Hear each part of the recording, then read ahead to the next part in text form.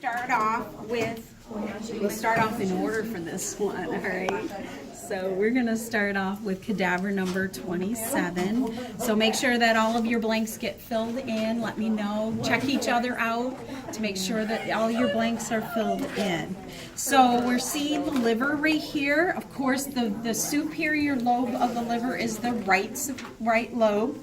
So what we will see or visualize first is we're going superiorly to inferiorly. Then we have, of course, this is the hepatic veins kind of coming together to form and drain into the IVC. Okay. We have the esophagus. We're going to see that for a little bit longer until here when it goes into the stomach. So here into the stomach. If you need me to point to something again, let me know. Okay. I'm happy to do that. So this is the descending aorta at this point. You know, you're still seeing a lot of diaphragm. We see the diaphragm here. We also see, we see a little lung with some diaphragm here. So we're kind of at that transition period between the chest and the abdomen. We are still seeing some chest. We still see the heart here. Obviously, we see the ventricles here. We have the right ventricle and the left ventricle here. So we're still seeing a lot of chest still. We're still seeing lungs here and here, a little bit of lung here. So calling it descending aorta, pretty accurate still at this point in time. But by the time we get down in here, you can just call it either abdominal aorta or you can just call it the aorta at that point in time, just depending on the textbook, how they look at it. This here is actually the start of the stomach. So the most superior part of the stomach is the fundus of the stomach. And like I started to say, remember, these are lower lobes of the lungs, and this is, remember, the middle lobe on the right side of that lung. We see a little bit of the upper lobe on the left side here. We have spinal cord here. We have ribs here. Okay. Anything else that I needed to go over? He said hepatic vein. I already did that. Okay. Esophagus. All right. So we will move on to this one.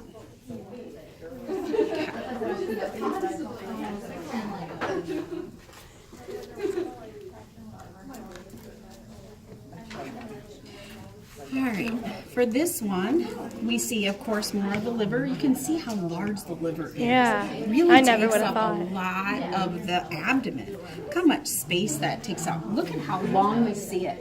We actually see it here. We see it here. We finally don't see it down here.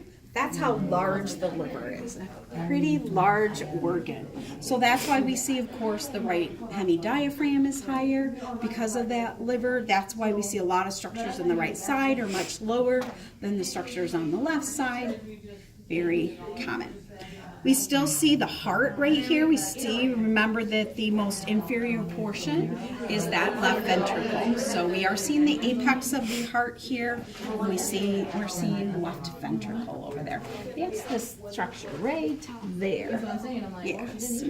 Okay, this is stomach here. You guys look at her stomach.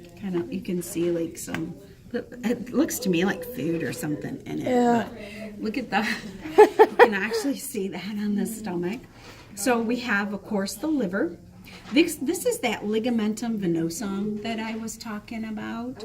Remember, we should see the esophagogastric junction at that height or lower. It shouldn't be above that height. So here, of course, that divides. This is the IVC. So remember, this is IVCC. That's how I remember it. So this would be the caudate lobe. This is the caudate lobe. It actually divides the caudate lobe and the left lobe. So we have this left lobe over here. Now the dividing between the right lobe, the quadrate lobe, and the left lobe is the falciform ligament. So that just kind of divides those. These are hepatic veins. So remember, we have right, middle, and left. Hepatic veins, of course, it appears. Notice how they drain actually more superior. So they're draining this way in the body. They're being pushed up into that IVC. So this is the IVC here. Of course, we have the aorta over here. We have spinal cord. you have this spleen over here, and I want to turn this around because I want you to see probably the next one. You see a little more of the spleen. Oh, you're fine. You're fine. You can see more of the spleen here. She has a really small spleen, though. Just realize that the spleen on most patients is much larger. You'll see it for at least 2 or 3 slices, even if you're doing thick slices. So it really looks smaller than the average patient, but I wanted to point that out to you. We do see a little bit of the spleen still over here, but that's about all we see it here. You see a lot of fat here. Now, if you notice, this patient is not large. She's very tiny, but yet you see a lot of fat there. That's very normal. We see that perirenal fat, and we have that gyrotous fascia. Fascia is fat. So that is all kind of cushioning the kidneys. So you will see that all the way around, all the way down. You'll see that fat all the way through her abdomen. And that's about the only place you see fat, kind of on the in part of the abdomen, where a lot of patients who are much larger, you'll see more fat there. You know, and the more, it's interesting though, between like women versus men and just different patients. As patients, for women, their beginning fat kind of tends to be on the outside of the rib margin and the outside of the muscles, where men tend to collect that fat on the inside. And it kind of widens. So they tend to, like, their structures kind of tend to widen out more than women. Now, if a female gets really overweight, then you will start seeing more fat on the inside and on the outside. But they always tend to have more fat on the outside of the muscle rather than the inside of the muscle. Just really a common way to tell sometimes which type of patient you have. But that helps you know when you're trying to include. Remember, we talked about anatomy, like when you're scanning a patient and maybe they might have a hernia. So remember, we talked about making sure you include this fat here anteriorly because it might have herniated into that fat. So because remember, we have down here, we start to see the linea alba right here, and there's that rectus abdominis muscle. See it a little bit here, but it's very, very small. Here we see it much better. Start to see that really thin white line that we were talking about last week when I was lecturing. So anything else? Okay, so we said left lobe, right lobe, and we have caudate lobe, just making sure. The GE junction I pointed out already, and esophagus, so we're not going to see esophagus anymore after this slice. And we have stomach and spleen. The stomach just seems so small to me for some reason. I guess I imagined it to be bigger. It's very big. Really? Yes, because you have to think about in a thin patient. Remember how we talked about last week about the sthenic versus hypo and asthenic? So this patient was very thin. So her stomach is like this. So look at it. We see it here. We see it here. We see it here. Wow. We see it here. We see it here. Finally draining to the duodenum. So look at how many slices, and these are thick slices. We see her stomach. On a hypersthenic patient, the stomach will be more crossed. So you won't see it for very many slices, but it's going to take up a lot of that part of the abdomen. Does that make sense? Yeah. So that's why it looks kind of small here, but we see it for so long. It's because it's J-shaped. It's going to be like this kind of a shape. And then it comes across towards the midline. Very common. This is a good example of a patient who's either hypo or asthenic. I feel like my stomach's like huge with all the food I can put in it. Think about it. Like, the more overweight someone is, the more yours is not. But you know, a really large hypersthenic patient, their stomach is going to be straight across. Okay. So it won't even curve down. So you're more asthenic patients. Yours is going to curve down some, but not as much as hers. I have seen stomachs actually go into the pelvis on asthenic patients. You know, stomachs, kidneys, you know, very common. You see those organs going all the way down in the pelvis because they don't have fat down there to push. Oh, right. That makes sense. Up, and it kind of falls down. It's very common. You know, it doesn't mean every patient's like that, but when you look at the patient, you can almost tell, okay, this anatomy is going to be really long. This anatomy is going to be more across and wide. you'll get used to that, and you'll go, oh yeah, I'll have some good idea of, yes, I'm only scanning this patient's abdomen, but this patient is super thin, so I'm probably going to have to go down to their pelvis. More just to use slices. more slices into the pelvis to include all of their organs if I'm just doing abdomen. Right. You're going to do more pelvis on that thinner patient. Huh. You really are. I hope that helps a little. Yeah. All right, so of course we're seeing the liver again. We see the right lobe. We see the left lobe. We're starting to see a little of the quadrate, but the real clue to the quadrate is when we see the gallbladder over here, and we'll talk about that again. But so here we see that IVC.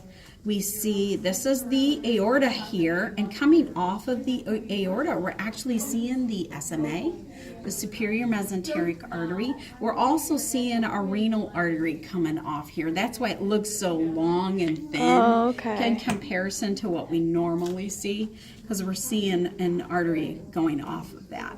I was just going to ask, what are these ones? You're probably going to get to that. Yeah, and actually I won't be covering those. Actually, I won't. They're just other little... Yeah, this one here is the SMA. Right. Yeah, these are just some small other arteries. They don't even label those arteries, I'll be honest with you. Gotcha. But coming over here, they could be... I'm only guessing what they could be, there's so many. to be honest with you. But, but this one we can guess what this is. This is an easy one to figure out. Remember, what did we talk about? This is the pancreas here. Okay, so what did we talk about? Portal vein. No. What vein follows the pancreas posteriorly? What vein? That's not...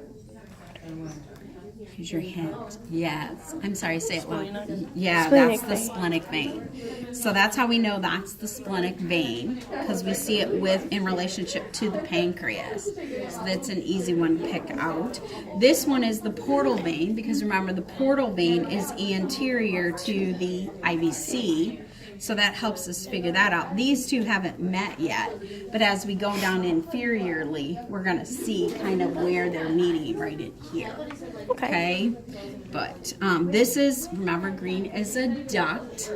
So this is actually, so how do we figure this out? Remember that once we see gallbladder, then the cystic duct has been coming in to meet that. So this is common hepatic duct. This is common hepatic duct here that we're seeing next to that portal vein. Okay. I think I said this already, so I apologize, but I'd rather say it twice than not say something else. Okay, so this is right lobe, then this is left lobe. Here is stomach. This is kidney. See the kidney there? Yep. If you look really close, you can see the adrenal gland. So here's the one adrenal gland right here. The other one's harder to see. It's kind of over here, but it's very difficult to see. It's like right in here. Okay, so really hard to see that one. We do see the crus right there. See how it's kind of thick? Right in here. It's the red part, right? It's kind of reddish. Like the pink red? Okay. Because of course that's coming in, and those are tendons that come in and attach. And now we start to see the psoas major muscle here. And we start to see a little bit, it's very small, and we see a little bigger here. We start to see that psoas major muscle and that quadratus lumborum muscle. And remember how I said that that's a good indicator, maybe not an exact number level, but you can tell, like, are you in the upper lumbar versus getting to the lower lumbar by how thick that's getting. The lower we go, the thicker that becomes. Gotcha. So it gives you a clue. Oh yeah, I'm kind of lower lumbar, or I'm upper lumbar, based on that. Okay. Anything else that I needed to label on that? Okay, the tail, by the way, is over here. That's the tail of the pancreas. And anything else on that? I don't think so. Okay. I did point out, didn't I, that this is the diaphragm. Yeah, you said on the other. I thought so, but I'd rather say, like I said, I'd rather say it twice. Definitely. Than not say it at all. Okay, we're getting lower in the liver, so now we see the gallbladder.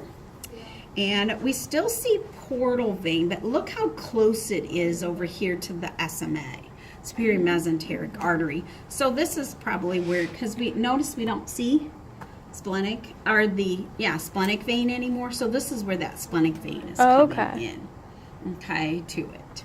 So, because when we look here, we have superior mesenteric vein over here. So remember that splenic vein and superior mesenteric vein come together to form that portal vein. And why I still think it's kind of portal vein is because of how large it is at this point in time. It's pretty large to be splenic, even though splenic it was pretty good sized. Still pretty large at this point in time. So of course we see a duct here. This duct, of course, since we see this, that means that the cystic duct has come in. So this is going to be common bile duct. Okay. And then we have, as I talked about here, we have SMA and we have aorta. And between them, we have this vein that's coming all the way from this kidney over here to the IVC. So this is going to be your renal vein. So this is the left renal vein over here. And then we see a little bit of the right renal vein draining in over here. So we have, this is right kidney. Here is left kidney. We see ureter, pretty large right there, this point in time. So those are ducts as well. So that's why the ureters are also green. We see bowel here. Remember that the bowel between, we see some pancreas here. And the bowel that we see between the gallbladder and the pancreas is duodenum. Okay, so this is going to be duodenum. We see a little bit of the falciform ligament here, so that's how we know that this is quadrate lobe. This is the quadrate lobe. Okay. All right. We're starting to see the cauda equina. See how it looks. If you looked higher, see how it was like a nice tight bundle? Now it kind of looks like these little strings. Right. And that's what we see from now on. So once we get to the L1, L2 disc space on the average patient, we get to the cauda equina. And that's what we're going to see from now on. We see these little bundles. This one even here, see how you see all those little strings? Those thick strings there? So that's getting to the cauda equina. All right. Just kind of looking at our list. You said this is gallbladder right here, right? Yep, that's the gallbladder. And it's going to get bigger. We're kind of way at the very top of the gallbladder. It's going to get larger. We're going to see it here, and we're going to see it on another slice still on this patient. Yeah. Any other questions? Where was the IVC again? The IVC is right here. Okay. And the right renal artery? So the right renal artery, right here. Okay. Here's the right renal artery right here. Okay. So remember that's coming off. Remember that's going to be posterior And then, to the vein. Is this the left renal artery? Nope, that's the aorta. Oh yeah, that's right. And the left is probably this over here, although we see one right here that they've colored too. So it's kind of weird that they've colored two of them. Okay. Isn't one kidney typically higher than the other? So, yes. The left? Usually the left kidney is higher than the right kidney. That's correct. So you notice how we see almost the whole kidney here, and here we only see a little bit of it. Yeah. Huh. So that's very common. Any other questions on that one? No, I don't think so. Okay. What was this? Is that the superior? This one right here, that's This one. No, yeah, like the red. that's SMA, superior mesenteric artery, right there. Okay. All right. Any other ones on that one? All right. So this is where you see the more typical relationship of the SMA and the SMV. So we have the superior mesenteric vein here, and we have the superior mesenteric artery here. Okay. This is the aorta. This is the IVC. This is the pancreatic head. We looked at that on the PowerPoint last week. Here's our pancreatic head. These are duodenum, here and here. Remember, the duodenum makes this big C. So we do see it several times. So that's what we see here and here. We see gallbladder over here, so that makes this the quadrate lobe, and this is still right lobe. Right lobe is the largest, and it is the most inferior. So we see right lobe to the very end. Okay. Stomach here, we start to see some jejunum and some bowel. So ascending would be on this side, descending is on this side. So this is descending. Colon over here. See all the fat you see around the kidneys? So here, kidney, kidney. So these are renal arteries and some renal veins, renal arteries in there. Trying to think what else. on So this one. this is SMA, right? This one. Or that one. And this is the abdominal aorta. Abdominal aorta. And then Yeah. that's a I know it. Inferior vena cava, Yes, right? it is. Inferior vena cava. We're going to see aorta and inferior vena cava all the way down. We'll start to see those being joined and bifurcating down here in our last two slices. I'm going to show you one extra slice into the pelvis just to show you both of those and show you that they happen at different levels. This is still the Okay. gallbladder? Yep, pretty large, isn't it? Yeah. So, of course, normally it'd have bile in it. Right. So, but it's empty right now. Any other questions? I don't think so. And I think I pointed out the cauda equina on this one. Yep. Point it out again. So as major muscle, quadratus lumborum muscles here. Okay. All right. We're going to see some more. Now we've been seeing the rectus abdominis muscle. We're seeing that linea alba here. Linea alba, little rectus abdominis, we'll see all the way into the pelvis. That muscle goes all the way down pelvic. Stomach here, so this part here is that pyloric portion where it's draining into, if you look down in here, you see it actually draining into the duodenum.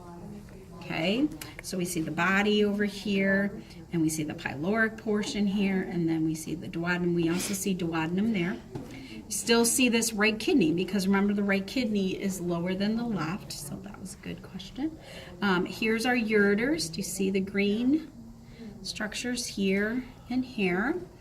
We have, see how much thicker the psoas muscle is becoming.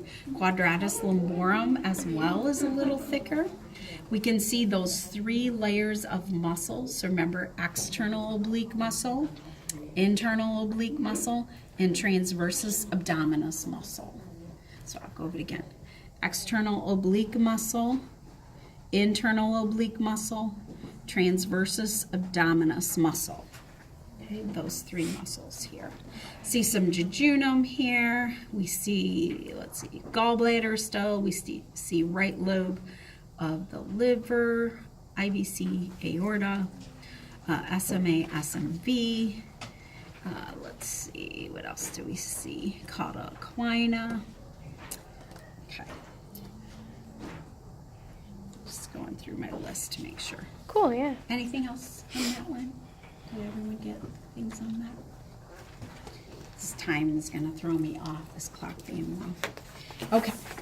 So this is actually our last one, but I wanted to include both of these because I wanted to show you this, because he talks about, the book talks about the fact that one does happen. So we see the bifurcation of the aorta at one level usually higher than we see, one vertebral level higher than what we see the IVC being formed by the common iliac veins. Okay, so here is where we see, notice how we see one vessel here, now we see 2 vessels. So we have the common iliac arteries. Common iliac arteries. We still see the IVC, but notice how the IVC is kind of elongated here. So if we look at it next, now we see 2 vessels.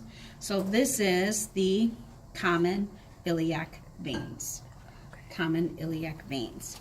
We also are starting to see this one bifurcate into internal and external, okay, iliac arteries.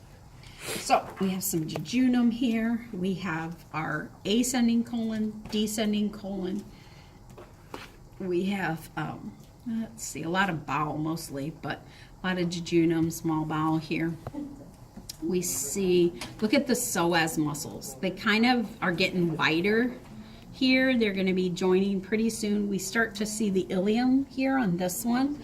So that's where we still see the psoas, and here's where we see that iliacus muscle that I was talking about. We start to see the glutes coming in here, the gluteus muscles, gluteal muscles, and these 2 are going to come together in our next one. It's going to kind of look like a fishhook. Where'd you say the ilium was? I'm sorry. So the ilium with an I, Right. the ilium with an I is this bone right here Okay. and right here. That's bone Okay. there. And notice how the vertebral bodies are getting wider, and that happens when we get to L5 because it's going to sit right on top of the sacrum, of course. So we normally see that widen.